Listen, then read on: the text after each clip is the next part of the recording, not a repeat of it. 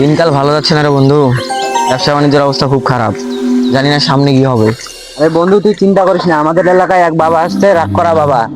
সে নাকি হাত দেখেই সব বলে দিতে পারে। তুই ওনার কাছে চল, কিছু না কিছুর ব্যবস্থা হবে। তাই নাকি? তাহলে চল। বসো, দাঁড়াও। কোথায় যাচ্ছ? আমরা বাবার কাছে যাব। যার সমস্যা সে ভিতরে যাও, যার সমস্যা নাই সে বাইরে থাকো। তাহলে বন্ধু যাও। তুই থাক, আমি যাচ্ছি। ও আসসালামু আলাইকুম। ওয়ালাইকুম আসসালাম ওয়া রাহমাতুল্লাহি ওয়া বারাকাতুহু।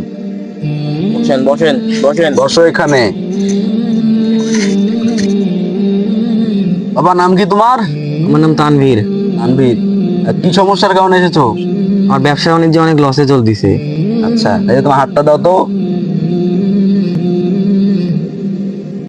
দেখ বাবা, যা দেখে বুঝলাম তোমার সামনে বড় একটা ছায়া আছে, বুঝছো?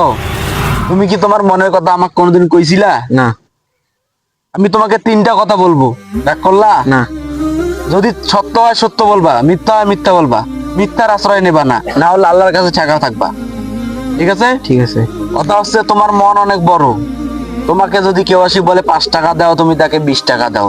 কি রাগ করলা? হ্যাঁ। কথা ঠিক না বেঠিক? ঠিক। তোমার সামনে বিয়ে শাদী হওয়ার চেষ্টা হচ্ছে, কিন্তু মানুষের কথাবার্তা এটা ওঠার কারণে তোমার বিয়ে হচ্ছে না। কথা ঠিক না বেঠিক? ঠিক। রাগ করলা? না। বাবা, এখন শেষ কথা বলবো তোমাকে। যা কথা শুনে তুমি রাগ করতে পারো, আবার নাও করতে পারো। ঠিক আছে? সত্য হলে সত্য বলবা, মিথ্যা হলে মিথ্যা বলবা। কখনো মিথ্যার আশ্রয় নেবা না। মিথ্যা বলবা, আল্লাহর কাছে ধরা থাকবা। ঠিকই রাগ করলা? না। তুমি যেখানে ব্যবসা করো, তোমার আশেপাশে যত ব্যবসায়ী আছে সবাই তোমাকে দেখে কি করে? হিংসা করে। কি রাগ করলা? না। এখন তাদের বদনজরের কারণে তোমার ব্যবসা বাণিজ্যে বরকত নাই। কথা বুঝছো? এখন আমার গুরু বলেছে, কামরূপ কামাখ্যা থেকে আগত গুরু, ছায়া খাবি পেটে থাকবো না, চুরি করে খাবি পিঠে থাকবো না। কি রাগ করলা? না। বাবা, আমি তোর কাছে একটা জিনিস চাই, তুই কি দিবি? কি রাগ করলি? না। আমার আমার পেটে খিদে মিটানোর জন্য তোর কাছে আমি শুধু একবেলা খাওয়ার জন্য কিছু পয়সা চাবো, তুই দিবি? হ্যাঁ। টাকা লাগবো না, আমি বুঝে গেছি তোর মন অনেক বড়। যাই হোক, আমার গুরু আগত, কামরূপ কামাখ্যা থেকে আগত এক গুরু, তার আমাকে দুটো ফল দিয়েছে। বলেছে তোর যাকে মনে লাগবে তুই তার কাছে এই ফল দুটো দিবি। তুই কি নিবি? হ্যাঁ। এখন আমি তোকে যে ফল দুটো দেবো, এই ফল দুটো নিবি, নিয়ে 7 দিন পানিতে চুব্বি চুব্বি খাবি। তুই পারবি বাবা? হ্যাঁ। তুই রাগ করলি? না। আমি তোকে এখন ফল দুটো হাতে দেবো, তুই নিয়ে সোজা চলে যাবি, কখনো পিছনে তাকাবি না। এই নেই কামরূপ কামাখ্যা থেকে আগত সেই ফল, তুই এটা নিয়ে তোর সমস্যার সমাধান কর। যা, পিছনে তাকাবি না, সোজা যা।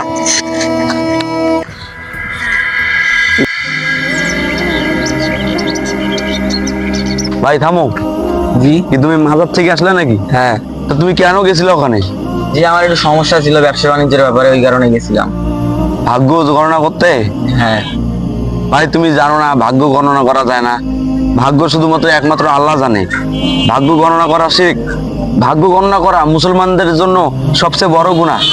সাহায্য যদি চাইতে হয় শুধুমাত্র আল্লাহর কাছে চাও। জি হুজুর।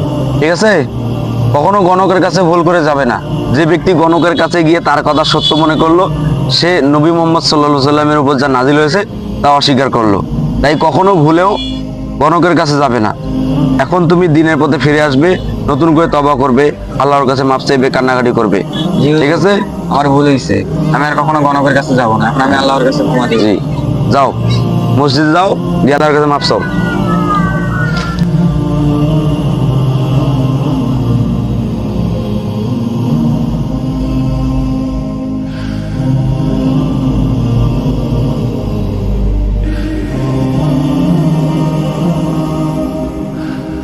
আল্লাহ, তুমি আমাকে ক্ষমা করে দাও।